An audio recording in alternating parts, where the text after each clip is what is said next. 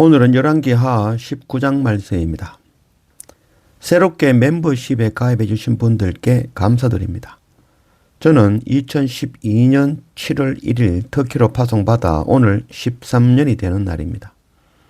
기도와 사랑으로 또 멤버십과 후원과 댓글로 동참하시는 여러분들과 함께 선교를 이루어가는 것입니다.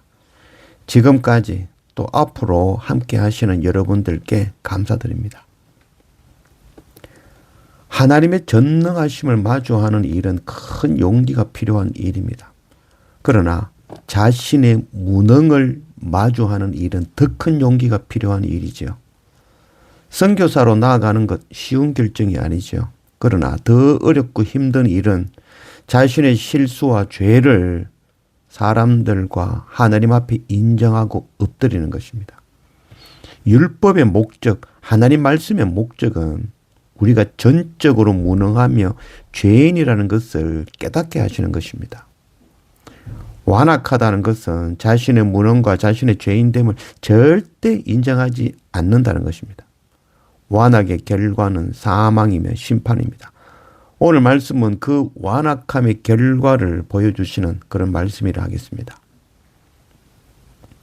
14절 히스기야가 사자의 손에서 편지를 받아보고 여호와의 성전에 올라가서 히스기야가 그 편지를 여호와 앞에 펴놓고 그 앞에서 히스기야가 기도하여 이르되 그룹들 위에 계신 이스라엘의 하나님 여호와여 주는 천하 만국의 홀로 하나님이시라. 주께서 천지를 만지셨나이다. 우리 하나님 여호와여 원하건대 이제 우리를 그의 손에서 구원하옵소서. 그리하시면 천하 만국이 주 여호와가 홀로 하나님이신 줄 알리다 하니라. 아수르의 살말레셀 왕이 북이스라엘을 공격하여 함락하고 그 뒤를 이어 사르곤 왕이 BC 722년 이스라엘을 완전히 멸망시켰습니다. 그리고 그 뒤를 이어 산헤립이 왕이 되어 유다 예루살렘을 침공하였습니다. 당시 유다의 히스기야 왕은 선지자 이사야의 말대로 아수르도 의지하지 아니하고 애굽도 의지하지 아니하고 오직 하나님만 의지하는 그런 왕이었죠. 이에 아수르 산헤립의 공격을 받게 되고 하나님의 이름을 모욕하며 항복을 요구하는 그 산헤립의 굴욕적인 편지를 받아들고 히스기야는 영적인 분노로 하나님 앞에 나아가 엎드린 것이죠. 이는 자신의 욕심보다 하나님의 이름과 영광을 제자리에 세우는 것이죠. 오늘 히스기야의 기도 가운데 천하 만국의 홀로 하나님이시라 주께서 천지를 만드셨나이다. 히스기야 왕의 기도는 먼저 하나님께서 세상을 천지를 창조하신 창조주 하나님이심을 고백하고 있죠. 이것이 바로 우리 신앙의 근본입니다. 먼저 하나님의 나라와 의를 구하며 하나님만이 참 하나님 되심을 인정하는 그 히스기야 왕의 기도, 이런 기도가 우리가 동일한 배워야 될 기도이죠. 가장 무기력한 상황에서 가장 강력한 기도가 나오죠. 참된 기도는 나의 무능함에 대한 뼈저린 고백과 하나님의 전능하심에 대한 찬양이 만나는 그 지점에서 가장 강력한 기도가 되어지는 것이죠. 약해지고 낮아지고 자신의 그 무력함을 인정하고 자신이 하나님 아니면 방법이 없는 죄인임을 고백하는 것이 세상에서 가장 어려운 일이죠. 이것을 하게 인도하는 것이 바로 율법과 성경의 목적입니다.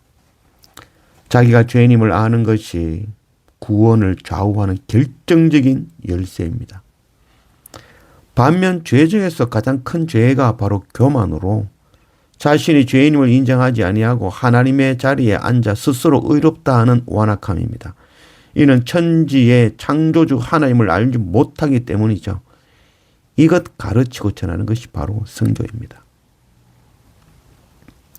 35절 이 밤에 여호와의 사자가 나와서 아수르 진영에서 군사 18만 5천 명을 친지라.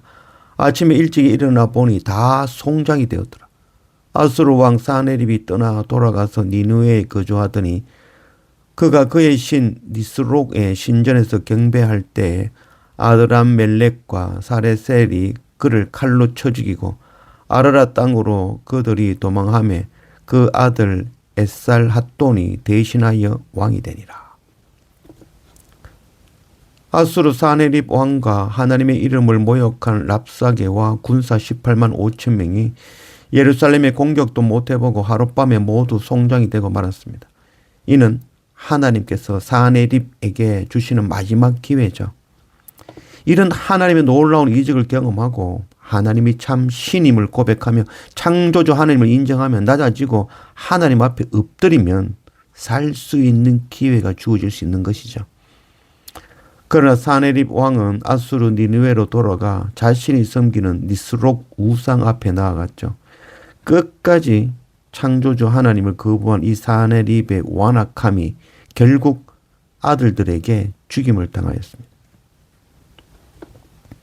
성경은 죄인과 악인을 심판하는 것이 아니죠. 세상에 의인은 없나니 하나도 없고 모두 죄인입니다.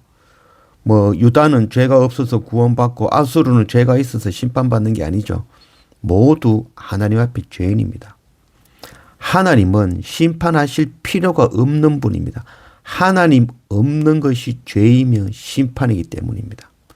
유다도 오늘 우리도 예외는 아니죠.